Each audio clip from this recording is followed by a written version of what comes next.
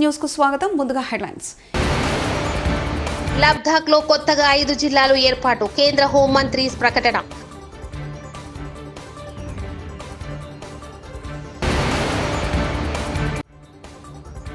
Civils అభ్యర్థులకు 1,00,000 చొప్పున అందజేత CM Revanth Reddy.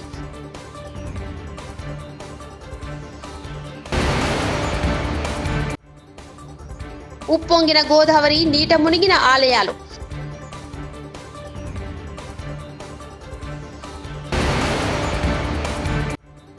AP ప్రభుత్వంపై వైసీపీ ఎమ్మెల్సీ ఆసక్తికర వ్యాఖ్యలు. కేంద్రపాలిత ప్రాంతం లద్దాఖ్ కు సంబంధించి ప్రధాని మోదీ ప్రభుత్వ కీలక నిర్ణయం తీసుకుంది. ఆ ప్రాంతంలో కొత్తగా 5 జిల్లాలు ఏర్పాటు చేయనున్నట్లు కేంద్ర హోంమంత్రి అమిత్ షా ఎక్స్ వేదికగా ప్రకటించారు. దీనికి సంబంధించిన కార్యాచరణ త్వరలోనే ప్రారంభించినట్లు ఆయన పేర్కొన్నారు. రాజీవ్ గాంధీ అభయహస్తం పథకంలో భాగంగా సివిల్స్ అభ్యర్థులకు రాష్ట్ర ప్రభుత్వం 1,00,000 చొప్పున ఆర్థిక సాయం అందించింది. వారికి సీఎం రేవంత్ చెక్కులు పంపిణీ చేశారు. సివిల్స్ మెయిన్ కు రాష్ట్రం నుంచి 135 మంది అర్హత సాధించగా వారందరికీ సింగరేణి సంస్థ ద్వారా ఆర్థిక సాయం అందజేశారు. యంగ్ ఇండియా స్పోర్ట్స్ యూనివర్సిటీని కూడా వచ్చే అకాడమిక్ ఇయర్ నుంచి మన స్పోర్ట్స్ యూనివర్సిటీని దేశంలో మన రాష్ట్రంలో ప్రత్యేకంగా నెలకొల్పుతున్నాము. ఎందుకంటే 2028 ఒలింపిక్స్లో అత్యధికంగా మెడల్స్ ఈ తెలంగాణ యువత సాధించాలన్నది మా లక్ష్యం. శ్రీకృష్ణ జన్మాష్టమిని తెలుగు రాష్ట్రాల్లో అత్యంత వైభవంగా నిర్వహిస్తారు. చిన్నారులు శ్రీకృష్ణుడు గోపికల వేషధారణలో ఆకట్టుకుంటారు. ఈ పండక్కి ఓ లీప్ ఆర్టిస్ట్ వినూత్న ఆకృతిని రూపొందించారు. నారాయణఖేడ్కు చెందిన శివకుమార్ నెమలి పింఛంపై నందగోపాలుడి రూపాన్ని అద్భుతంగా చిత్రీకరించారు. రావి ఆకుపై మురళీకృష్ణుని ఆకృతిని తీర్చిదిద్దారు.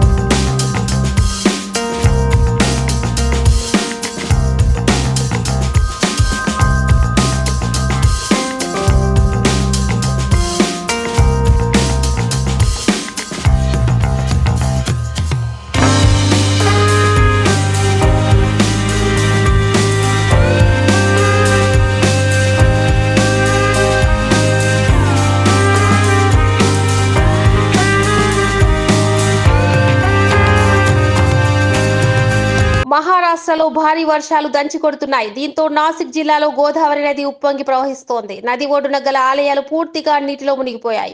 ఇందుకు సంబంధించిన చిత్రాలు, వీడియోలు వైరల్ అవుతున్నాయి. గోదావరి ఉధృతి దృష్ట్యా ఎవరు నది ఒడ్డున వెళ్లవద్దని స్థానిక అధికారులు విజ్ఞప్తి చేశారు. గంగాపూర్ డ్యాం నుంచి ఆదివారం నీటిని విడుదల చేయడంతో గోదావరి నీటి మట్టం పెరిగింది. దీంతో రాంకున్ ప్రాంతంలోని పలు ఆలయాలు నీట మునిగాయి. ప్రభుత్వ ఆసుపత్రిలో వైద్యులు లేక రోగులకు సరైన వైద్యం అందడం లేదని స్థానికులు ధర్నా. ఆసిఫాబాద్ జైనూర్ ప్రభుత్వ ఆసుపత్రిలో డాక్టర్లు లేక రోగులకు సరైన వైద్యం అందడం లేదని ఆరోపిస్తూ ఆదివాసీ మైనారిటీ ప్రజా సంఘాల ఆధ్వర్యంలో ధర్నా. జిల్లా వైద్యాధికారిని వెంటనే సస్పెండ్ చేయాలని డిమాండ్.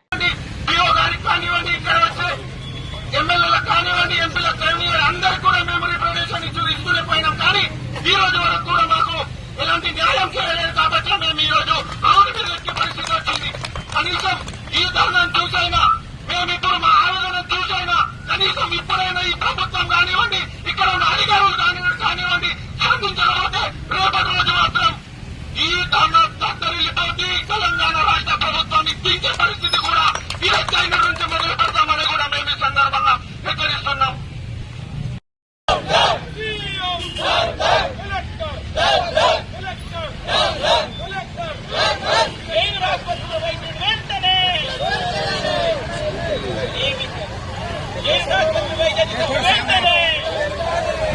స్థానికంగా ఉన్నటువంటి సీతక్క గారు వైనాడు వెళ్లి 20 లక్షలు ఇవ్వడం కాదండి.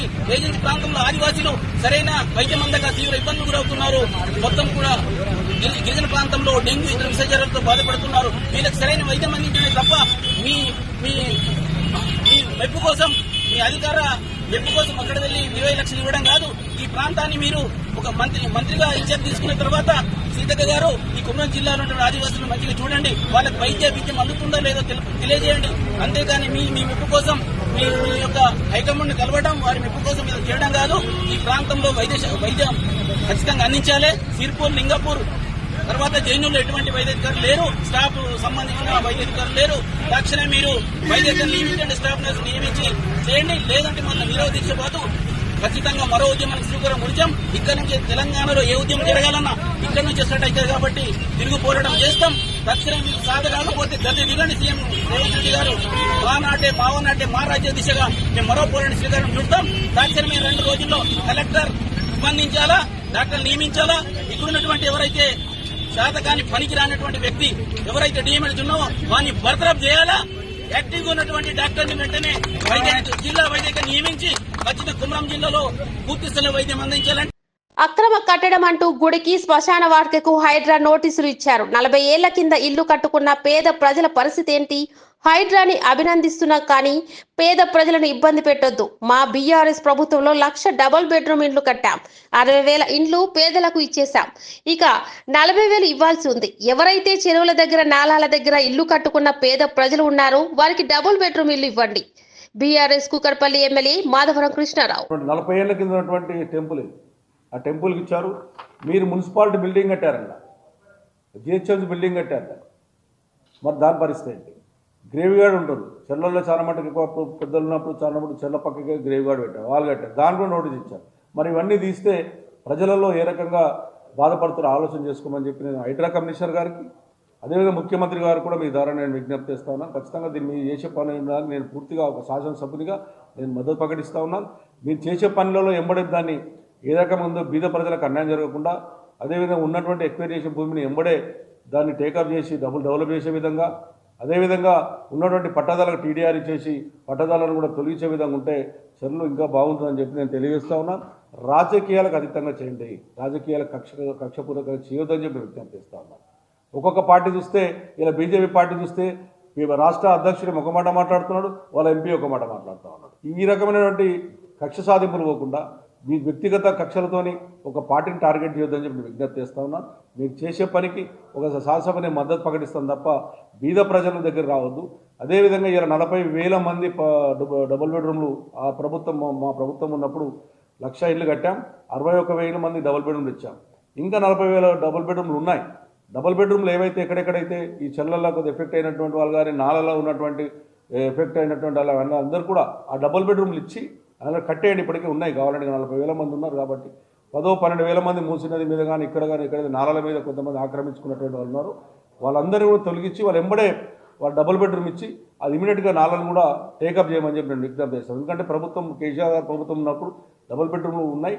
ఆ ఉన్నటువంటి డబుల్ బెడ్రూమ్లో ఆ రకంగా ఇచ్చినట్టుంటే ఫస్ట్ నాలలు చెర్లు చేయాలి. నాలలు చేయకుండా చెర్లు చేస్తే కూడా పెద్ద ఉపయోగపడదు. నాలలను కూడా మీరు టేకప్ చేయమని చెప్పి నేను విజ్ఞప్తి చేస్తా ఉన్నాను. కావాలంటే నాపై మళ్లీ బుల్లెట్ల వర్షం కురిపించండి, కానీ ఆ స్కూల్ కూల్చకండి. పేదలకు ఉచిత విద్యను అందించేందుకు 12 బిల్డింగ్లు నిర్మించా. వీటిని కావాలని కొందరు తప్పుగా చూపిస్తున్నారు. గతంలో నాపై కాల్పులు జరిగాయి. కావాలంటే మళ్లీ బుల్లెట్ల వర్షం కురిపించండి, కత్తులతో దాడి చేయండి, కానీ పేదల విద్యాభివృద్ధికి కృషికి అడ్డుపడకండి. అక్బరుద్దీన్, ఓవైసీ.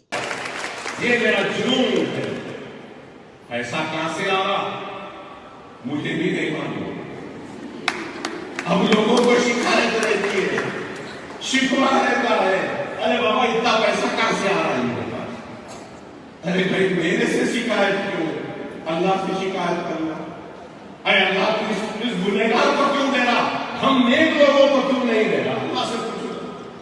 मेरी दुआ है कि अल्लाह तू इस गुनहगार के साथ साथ उन नेक लोगों को भी दे दे दौलत, उसके साथ हिदायत भी दे दे कि ऐसे ही माना दे।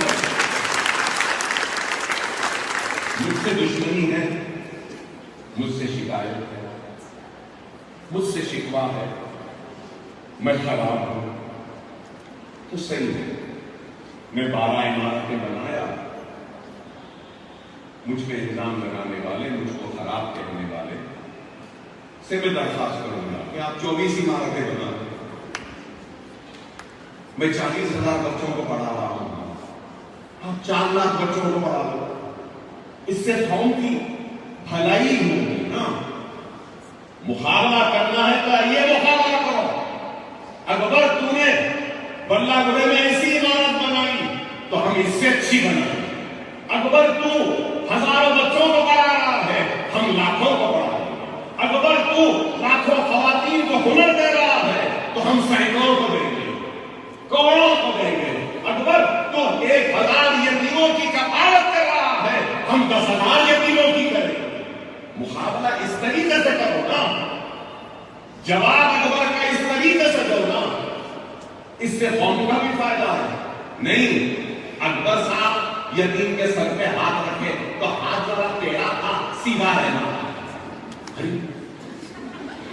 यही हो गया ना।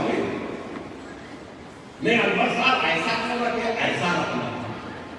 अकबर साहब खाने पे क्यों रखे, सर पे रखना। अकबर साहब सीने पे क्यों रखे, पीठ पे रखना। आप बताओ, ठीक है भाई, मेरे हाथ में रखने का सलीका नहीं आया, मुझे काबिल नहीं हूं। अल्लाह ने आपको नेक बनाया, काबिल बनाया, इल्म की दौलत से नवाजा। सही हाथ रखना आपको अल्लाह ने सिखाया है, तो चलो आप सही रखो। नहीं, हम रखेंगे नहीं, जो रख रहा है उसको बोलेंगे ये तेरा है, सही नहीं है, ऐसा नहीं है, वैसा नहीं है। हाँ बताओ, ये मिसाल हो गया कौन? खैर महाराज, मुझे उनकी परवाह नहीं है। हमारा काम जारी था, जारी है, जारी रहेगा। ఏపీలో కూటమి ప్రభుత్వంపై వైసీపీ ఎమ్మెల్సీ వరదు కళ్యాణి విమర్శల దాడి చేశారు. ఎసెన్షియా ప్రమాదంలో సహాయక చర్యలు తీసుకోవడంలో ప్రభుత్వం విఫలమైందని ఆమె ఆరోపించారు. మదనపల్లిలో పేపర్లు తగలబడితే హెలికాప్టర్ పంపారని, ఉత్తరాంధ్ర ప్రజల ప్రాణాల కోసం ఒక హెలికాప్టర్ పంపలేరా అని ఆమె అన్నారు. పేపర్లకు ఉన్న విలువ కార్మికుల ప్రాణాలకు లేవా అని ప్రశ్నించారు. శాఖ వీళ్ళందరితోని ఒక ఫైర్ డిపార్ట్మెంటు, ఎలక్ట్రికల్ డిపార్ట్మెంటు రాష్ట్ర స్థాయిలో ఉంటాయి కదా, వీళ్ళందరితో కలిపి ఒక సమీక్ష చేశారా? ఇది ఏమీ చేయకుండా వీకెండ్కేమో స్పెషల్ ఫ్లైట్లో హైదరాబాద్ వెళ్ళిపోయారు. సరే మంచిదే, కానీ ఇది చేసి వెళ్ళొచ్చు కదా. అంటే లెక్కలేనితనం, నెగ్లిజెన్సీ, ప్రజల ప్రాణాల మీద వాళ్ళకున్న నెగ్లిజెన్సీని తెలియజేస్తూ ఉంది. అలాగే తీసుకుంటే వీళ్ళేమో వాళ్ళు బాధ్యత నెరవేర్చడంలో ఘోరంగా విఫలమయ్యి మళ్ళీ తిరిగి గత ప్రభుత్వం మీద, మా జగనన్న మీద బురద జల్లడానికి ప్రయత్నిస్తూ ఉన్నారు. దాన్ని చూసి ప్రజలు అసహించుకుంటూ ఉన్నారు. పాయకరావుపేట ఎమ్మెల్యే గారు అయితే మరీ దారుణంగా మాజీ ముఖ్యమంత్రి గారిని పట్టుకొని చాలా చులకనగా మాట్లాడుతూ ఉన్నారు. అసలు ఆవిడ అలా తిట్టినంత మాత్రాన జగన్ గారికి ఉన్న విలువ ఏమాత్రం తగ్గదు. ఆకాశం మీద ఉమ్మేస్తే మన మీదే పడుతుంది.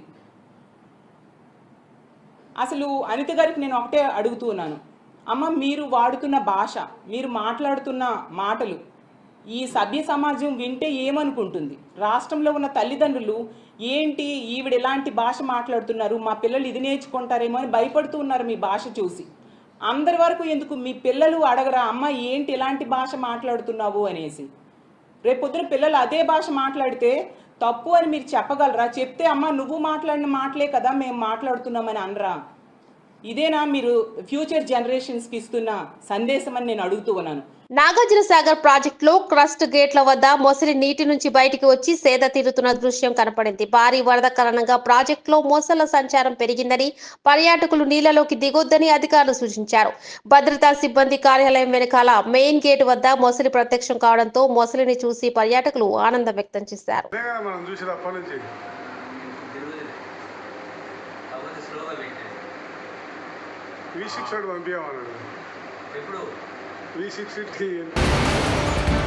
లబ్ధాక్ లో కొత్తగా 5 జిల్లాలు ఏర్పాటు, కేంద్ర హోంమంత్రి ప్రకటన.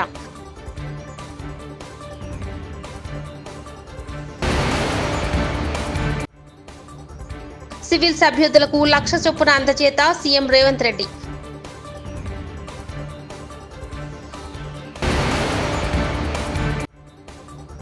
ఉప్పొంగిన గోదావరి, నీట మునిగిన ఆలయాలు.